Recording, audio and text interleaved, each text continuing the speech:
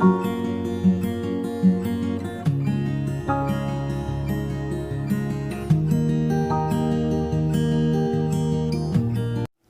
Afternoon everyone. चलिए start करते हैं अपनी क्लास। और इसके पहले वाली क्लास में हम वाक्य के बारे में पढ़े थे कि वाक्य होता क्या या वाक्य की परिभाषा क्या है। और हमने यही चीज़ जानना था कि जो वाक्य होता है वो सार्थक शब्दों का क्या होता है, एक समूह होता है। ठीक है। और वाक्य में क्या होती है, एक क्रिया होती है, यानी कि कोई भी जो सेंटेंस होता है वो बिना क्रिया के कंप्लीट नहीं होता है। और सार्थक शब्दों के समूह के माध्यम से हम क्या करते हैं, अपने मन के भाव या विचारों को आसानी से दूसरे के सामने प्रस्तुत करते हैं। तो वो होता है आपका वाक्य। जो वाक्य होता है वो शब्दों का एक समूह होता है, और जो शब्द होते हैं वो अक्षरों का एक समूह होता है, और जो अक्षर होते हैं वो वर्ण की सबसे छोटी इकाई होते हैं। तो वाक्य की डिफिनेशन में कोई डाउट नहीं होना चाहिए। फिर हमने पढ़ा था वाक्य के अंग। ठीक है, हम पढ़े थे सब्जेक्ट वाक्य के कितने अंग होते हैं। तो हम यही चीज़ पाए थे कि वाक्य, हम लोगों ने यही पढ़ा था ना कि वाक्य के दो अंग होते हैं। एक होता है आपका उद्देश्य और दूसरा होता है आपका विधेय। उद्देश्य यानी कि कर्ता, यानी कि सब्जेक्ट, जो कि आप इंग्लिश में सेंटेंस में पढ़ते हो सब्जेक्ट, और दूसरा आप प्रेडिकेट पढ़ते हो जो कि होता है विधेय, यानी कि कर्ता के द्वारा संपादित क्रिया। ठीक है, यानी कि ये जो श्याम ने, ये आपका कर्ता हो गया, और इसके द्वारा जो भी कार्य हो रहा है वो आपका विधेय हो गया। तो ये हमने पढ़ा था वाक्य के अंग। फिर हम दूसरी चीज़ पढ़े थे, वाक्य के कितने भेद होते हैं। पहला आप पढ़े थे आप अर्थ के आधार पर, और दूसरा आपका रचना के आधार पर। अर्थ के आधार पर भी हम लोगों ने यही चीज़ पाया था कि वाक्य के 8 भेद होते हैं। विधानवाचक, प्रश्नवाचक, निषेधवाचक, संदेहवाचक, संकेतवाचक, विस्मयादिबोधक 8 होते हैं। यानी कि उन्हीं शब्दों के माध्यम से हम क्या कर सकते हैं, कुछ अन्य नए शब्द जोड़ते हैं और उसके अर्थों में नया नया परिवर्तन करते हैं। तो वो होता है आपका अर्थ के आधार पर वाक्य के भेद। दूसरा आपका आता है रचना के आधार पर वाक्य के भेद। रचना के आधार पर वाक्य के भेद में हमने पढ़ा था सरल वाक्य। सरल वाक्य वो वाक्य होता है जिसमें क्या होता है, केवल एक मुख्य क्रिया होती है। ठीक है, जैसे कि हमने पढ़ा था ना लास्ट वाली क्लास में कि वर्षा क्या हो रही है, तो वर्षा का होना ही एक मुख्य क्रिया है। बच्चों का खेलना ही एक मुख्य क्रिया, और पिताजी का बाजार जाना ही क्या है, एक मुख्य क्रिया। तो यानी कि सरल वाक्य वो वाक्य होता है जिसको ना तो बोलने में कोई असुविधा होती है, ना सुनने में, और ना ही समझने में। यानी कि सरल वाक्य वो वाक्य होते हैं जिसमें केवल एक क्रिया क्या होती है, वो प्रधान होती है, और वही उपवाक्य होती है। दूसरा इसका आता है संयुक्त वाक्य। ठीक है, जो कि हमें आज पढ़ना है। तो संयुक्त वाक्य, सबको पता है कि संयुक्त का मतलब क्या होता है। संयुक्त का मतलब होता है जोड़ना। ठीक है, जैसे कि हम सबको पता है कि जो भारतीय सभ्यता है या जो परंपरा है उसमें संयुक्त परिवार की प्रथा है। ठीक है, संयुक्त परिवार प्रणाली है, जो जॉइंट फैमिली सिस्टम है। हम सबको पता है कि इसमें क्या होता है कि दो अलग अलग परिवार रहते हैं। लेकिन ऐसा तो नहीं है कि एक परिवार के बिना दूसरा परिवार इनकम्प्लीट रहता है। नहीं, एक की अपनी अलग फैमिली होती है, दूसरे की अपनी अलग फैमिली होती है, और दोनों फैमिलीज़ मिलाकर क्या करते हैं, एक संयुक्त परिवार बनाते हैं। तो संयुक्त वाक्य बिल्कुल वही वाक्य होते हैं, यानी कि दो अलग अलग उपवाक्य। मैं यहाँ बोल रही थी ना कि लास्ट वाली क्लास में आपको बताएंगे कि उपवाक्य क्या होता है। उपवाक्य वो वाक्य होता है जो किसी पे निर्भर नहीं होता है और अपने में ही अपना पूरा अर्थ लिया रहता है। ठीक है, बिल्कुल वैसे ही जैसे कि जॉइंट फैमिली में दो परिवार रहते हैं, लेकिन दोनों अपने अपने में क्या कहते हैं, पूरे भरे रहते हैं, पूरे रहते हैं। यानी कि एक के बिना दूसरा अधूरा, और दूसरे के बिना पहला अधूरा नहीं रहता है। एक अपने में पूरा रहता है, दूसरा अपने में पूरा रहता है, और दोनों मिलकर क्या करते हैं, एक परिवार बनाते हैं।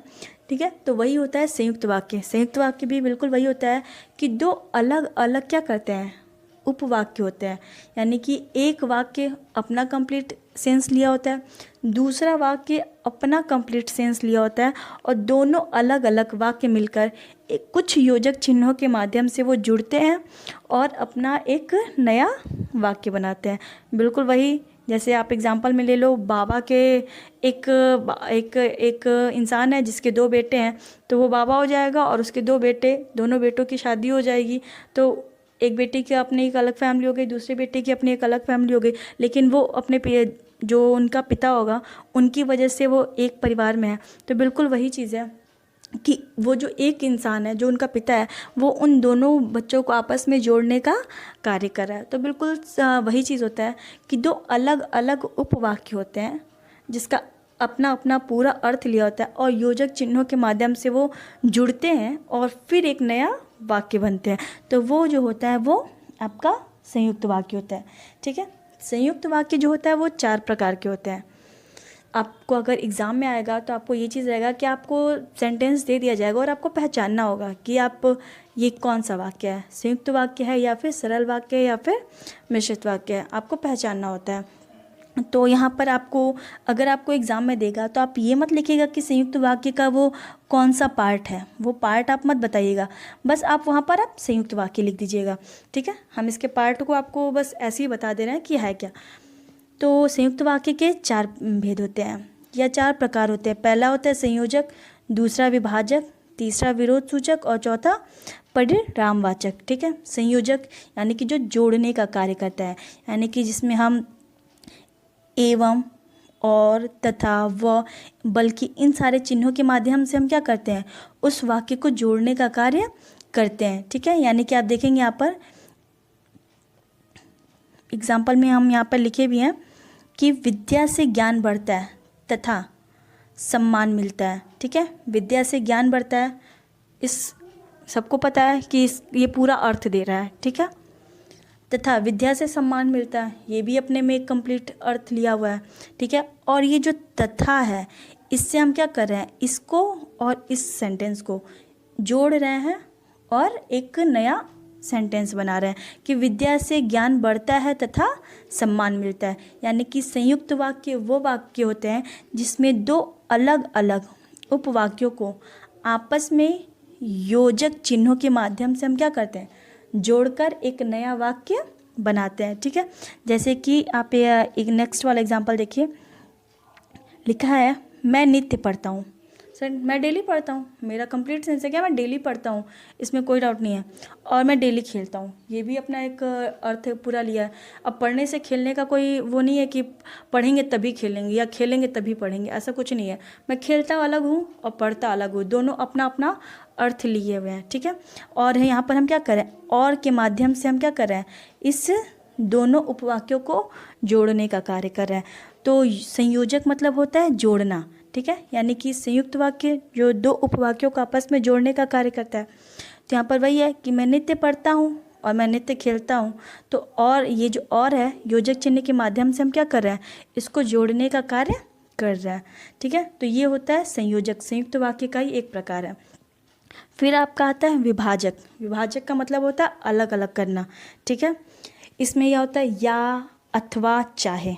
ठीक है, आप जब एग्ज़ाम में आप देखते हैं तो जब लास्ट में आप देखते होंगे पेपर के लास्ट में जो लॉन्ग क्वेश्चन होते हैं उसमें और करके दिए होते हैं। ठीक है, और मतलब क्या होता है, जो ऊपर का क्वेश्चन होता है वो भी अपना एक आंसर लिया हुआ रहता है, जो नीचे वाला क्वेश्चन होता है सेकंड क्वेश्चन वो भी अपना एक आंसर लिया रहता है और बीच में लगा दिया जाता है। ठीक है, तो ऐसा नहीं है ना कि एक जो ऊपर वाला क्वेश्चन है वो दूसरे से रिलेट करके है, नहीं, वो अपना अलग क्वेश्चन है और सेकंड वाला अपना अलग क्वेश्चन है। आपको क्या करना होता है, वो और जो है वो उन दोनों क्वेश्चन को आपस में जोड़कर एक नंबर का क्वेश्चन वो बनाता है। ठीक है, तो वही चीज़ यहाँ पर बताया गया कि यहाँ पर विभाजक का मतलब क्या होता है, अलग अलग करना। ठीक है, विकल्प को दिखाना कि उन दोनों में से आप कोई एक चूज़ करिए। ठीक है, यानी कि आप MCQ आप जब सॉल्व करते मतलब एग्ज़ाम में आप देखते हैं MCQ आता है तो उसमें क्या करते हैं, आप चारों पर नहीं टिक करते, किसी एक पर करते हो कि या तो ये या तो ये या तो ये या तो ये, कोई एक। ठीक है, तो वही चीज़ यहाँ पर है, मतलब होता है। और वो जो चारों ऑप्शन रहते हैं ऐसा नहीं होता है कि वो एक दूसरे से जुड़े होते हैं, नहीं, वो अपना एक कंप्लीट वो अर्थ लिए होते हैं। तो वही होता है आपका विभाजक संयुक्त वाक्य, यानी कि वो 2 उपवाक्यों का वो समूह जो या अथवा चाहे योजक चिन्हों से जुड़ा होता है वो विभाजक संयुक्त वाक्य कहलाता है। तुम जा रहे हो या मैं जाऊँ, तुम्हारा जाना मतलब क्या है, तुम जा रहे हो या मैं जाऊँ, यानी कि तुम या तो तुम ही जाओ या तो मैं जाऊँ, दोनों लोग एक साथ नहीं जाएंगे। ठीक है, तो यहाँ पर क्या हो रहा है, विभाजक है। तो जैसे आप तुम खेलोगे या पढ़ोगे, तो खेलोगे और पढ़ोगे दोनों एक काम नहीं हो सकता, एक साथ नहीं हो सकता। ठीक है, एक ही करना पड़ेगा। जैसे कि आप एग्ज़ाम में दोनों क्वेश्चन करोगे तो एक ही क्वेश्चन पे मार्क्स मिलेगा, तो वैसे आप दोनों काम नहीं कर सकते, एक ही काम आपको करना पड़ेगा। तो इसमें विभाजक को विकल्प के रूप में दिखाया जाता है कि तुम जा रहे हो या मैं जाऊँ, तुम खा लो अथवा खेलो, यानी कि क्या करो, तुम एक ही काम करो, या तो पहले खा लो या तो अथवा खेलो, यानी कि ये भी अपना एक कंप्लीट सेंस लिया हुआ है, ये भी अपना एक कंप्लीट सेंस लिया हुआ है। और ये अथवा योजक चिन्ह के माध्यम से क्या है, ये जो सेंटेंस है वो आपस में जुड़ा हुआ है। तीसरा आपका आता है विरोध। विरोध हम सबको पता है कि अपोजिट होता है, ठीक है। तो अपोजिट में क्या होता है, किंतु, परंतु, मगर, लेकिन, ये सारे सेंटेंस आते हैं। जैसे कि आप, मैं जाने को तैयार था पर लोगों ने जाने नहीं दिया, यानी कि मैं ये काम कर रहा था लेकिन वो काम क्या हुआ नहीं, ठीक है, वो लोगों ने मना कर दिया।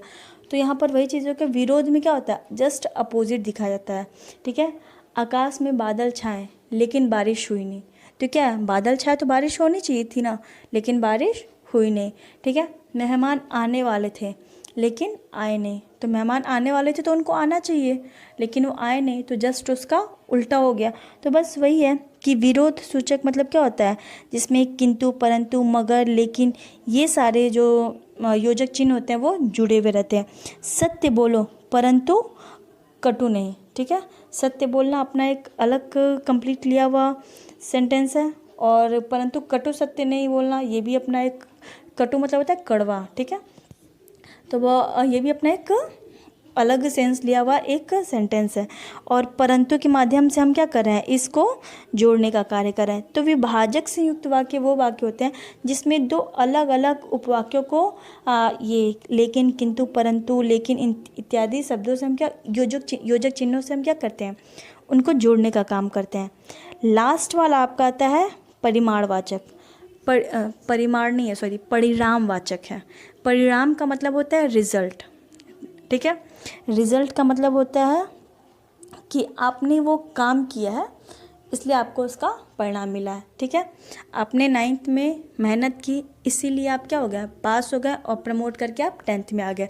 तो आपके मेहनत करने पर ही डिपेंड किया है कि आप पास हुए हैं।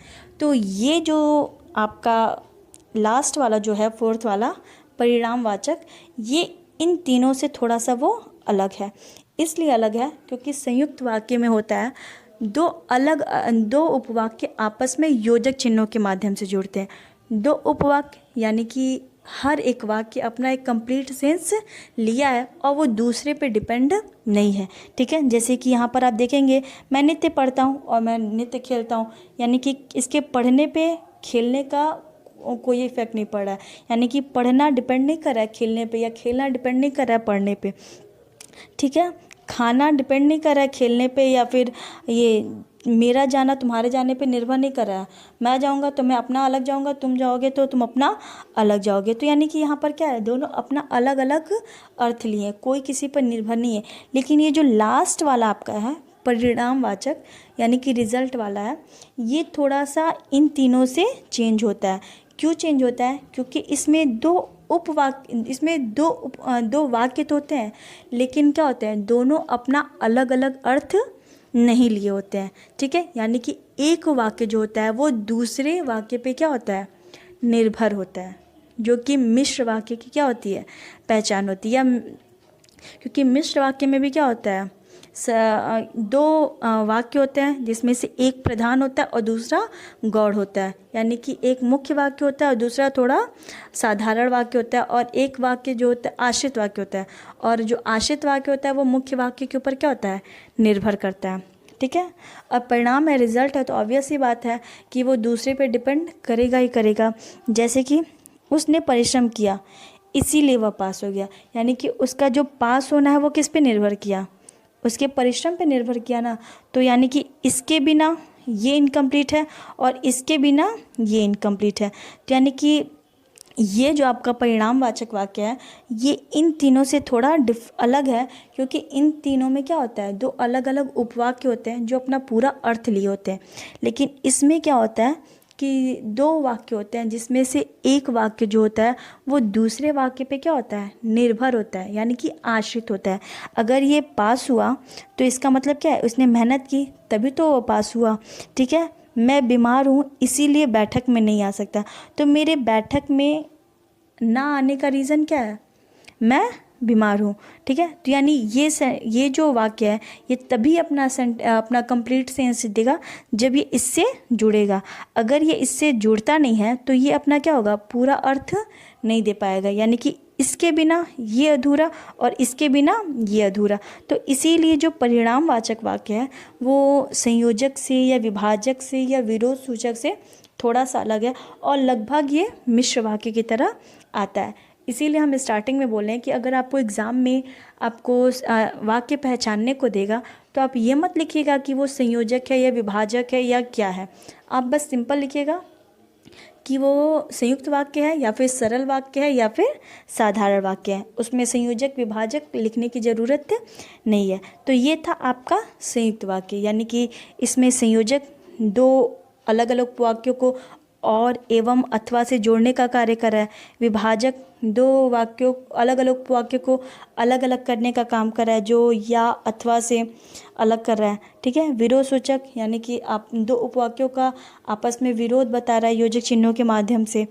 और ये जो है परिणामवाचक है वो रिजल्ट बता रहा है, यानी कि एक वाक्य जो है वो दूसरे वाक्य पे निर्भर है। ठीक है, तो ये था आपका संयुक्त वाक्य। लास्ट वाला आपका आता है मिश्र वाक्य। मिश्र वाक्य अभी हम बोले ना कि मिश्र वाक्य में क्या होता है, मिश्र वाक्य ऐसा वाक्य होता है जिसमें से एक तो प्रधान होता है और दूसरा उस पर आश्रित होता है। बिल्कुल किसकी तरह, बिल्कुल इस परिणामवाचक की तरह, जिसमें से ये इसके बिना ये अधूरा, इसके बिना ये अधूरा। तो वैसे ही ये जो मिश्र वाक्य होता है वो भी क्या होता है, बिल्कुल परिणामवाचक वाक्य की तरह होता है। या जो परिणामवाचक वाक्य होता है वो मिश्रवाचक वाक्य की तरह होता है, क्योंकि उसमें भी क्या होता है, एक आश्रित होता है और दूसरा मुख्य वाक्य होता है। और इसमें भी क्या होता है, एक प्रधान वाक्य होता है और दूसरा उस पर आश्रित होता है। ठीक है, और इसमें क्या होता है, योजक चिन्हों के माध्यम से हम क्या करते हैं, उस वाक्य को पढ़ते हैं या पूरा करते हैं या फिर उस वाक्य को दर्शाते हैं। ठीक है, जैसे कि इसमें के, जो, जिसका, जिन्हें, ये जो चिन्ह है इन योजक चिन्हों के माध्यम से हम क्या करते हैं, उन वाक्यों को जोड़ने, उन वाक्यों को दर्शाने का कार्य करते हैं। ठीक है, बिल्कुल जैसे हम इसलिए यहाँ पर आपको बता दिए हैं ये योजक चिन्ह, क्योंकि जैसे हम सबको पता है ना कि इज़ है तो प्रेजेंट है, वाज है तो पास्ट है। तो वैसे ही अगर एवं और आता है तो वो क्या है, वो संयोजक है। या अथवा आता है तो विभाजक है। किंतु परंतु आता है तो विरोध सूचक है। ठीक है, इसलिए आता है तो वो क्या है, या अतः आता है तो वो परिणाम सूचक है। ठीक है, तो इसीलिए यहाँ पर योजक चिन्ह बता दिए गए ताकि आपको उस वाक्य को पहचानने में कोई असुविधा ना हो। तो मिश्र वाक्य भी क्या होता है, मिश्र वाक्य वो वाक्य होता है जिसमें दो वाक्य तो होते हैं लेकिन एक प्रधान होता है और दूसरा क्या होता है, उस पर निर्भर होता है। ठीक है, जैसे कि अध्यापक ने कहा कि कल विद्यालय बंद रहेगा। ठीक है, तो अध्यापक के कहने पर क्या है, ये अपना पूरा अर्थ दे रहा है। अगर हम सिर्फ अध्यापक ने कहा, सिर्फ इसको देखें तो क्या ये अपना पूरा अर्थ दे रहा है, नहीं दे रहा है ना। यानी कि एक वाक्य क्या है, दूसरे वाक्य पे निर्भर है। ठीक है, वह लड़का जो पेड़ के पास खड़ा है मेरा मित्र है। यानी कि वह लड़का क्या है, जो पेड़ के पास खड़ा है, तो पेड़ के पास कौन खड़ा है, वह लड़का खड़ा है जो मेरा मित्र है। यानी कि ऐसा वाक्य जो, मतलब ऐसा वाक्य जहाँ पर दो वाक्य तो होते हैं लेकिन एक प्रधान होता है दूसरा उस पर निर्भर होता है, वो जो वाक्य होता है वो मिश्र वाक्य होता है। ठीक है, चूँकि तुमने मेहनत की इसीलिए तुम पास हो गया। ठीक है, जब वह चला तब वह पहुंच गया। तो जैसे ही कक्षा में अध्यापिका आई वैसे ही बच्चे पढ़ने लगे। तो बच्चों का पढ़ना किस पे निर्भर हुआ, टीचर के आने पे। उसका पास होना किस पे निर्भर हुआ, उसके पढ़ने पे। तो बस वही चीज़ होता है कि संयुक्त वाक्य वो वाक्य होते हैं जिसमें क्या होता है, एक वाक्य मुख्य होता है और दूसरा उस पर आश्रित होता है। यह वही पुस्तक है जिसे मैं ढूंढ रहा था। ठीक है, इसमें जिसे योजक चिन्ह के माध्यम से हम क्या करें, इस वाक्य को पहचान रहे हैं कि हाँ ये संयुक्त वाक्य है। ठीक है, यह वही पुस्तक है। कोई अर्थ निकाल रहा है, नहीं निकाल रहा है, इसके जुड़ने से इसका अर्थ क्या हो रहा है, क्लियर हो जा रहा है। तो यह वही पुस्तक है जिसे मैं ढूंढ रहा था। अगर हम सिर्फ इसे ढूंढें, इसे देखें कि जिसे मैं ढूंढ रहा था, तो क्या ढूंढ रहा था, इंसान को ढूंढ रहा था, सामान को ढूंढ रहा था, क्या ढूंढ रहा था नहीं पता।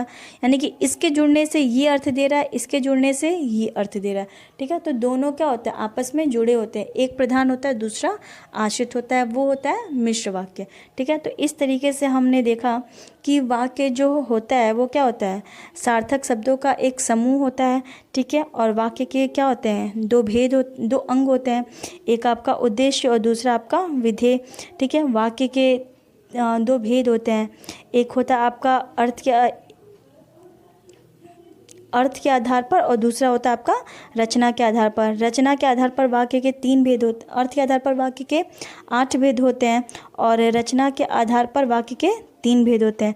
अर्थ के आधार पर आपका विधानवाचक, निषेधवाचक, प्रश्नवाचक, संकेतवाचक, संदेहवाचक, विस्मयादि बोधक, ये सारे आते हैं। और रचना के आधार पर आपका सरल वाक्य आता है, संयुक्त वाक्य आता है और तीसरा आपका मिश्र वाक्य आता है। तो अगर आपको एग्ज़ाम में वाक्य पहचानने को देगा तो आप सरल, संयुक्त और मिश्रित बताइएगा। ये मत बताइएगा कि वो योजक है या विरोध सूचक है या परिणामवाचक है या फिर विकल्प, ऐसा कुछ भी मत बताइएगा। सिर्फ ये बताइएगा कि वो सरल वाक्य है या संयोजक वाक्य है या फिर वो मिश्रित वाक्य है। सरल वाक्य जहाँ पर क्या होता है, उस वाक्य में केवल एक मुख्य क्रिया होती है। संयुक्त वाक्य क्या होता है, जिसमें 2 उपवाक्य होते हैं और दोनों वाक्य अपना अलग अलग पूरा अर्थ लिए होते हैं। और मिश्र वाक्य वो वाक्य होता है जिसमें 2 वाक्य तो होते हैं लेकिन एक प्रधान होता है और दूसरा उस पर क्या होता है, आश्रित होता है। तो वाक्य, ये था वाक्य और ये था वाक्य का पूरा परिभाषा। ठीक है।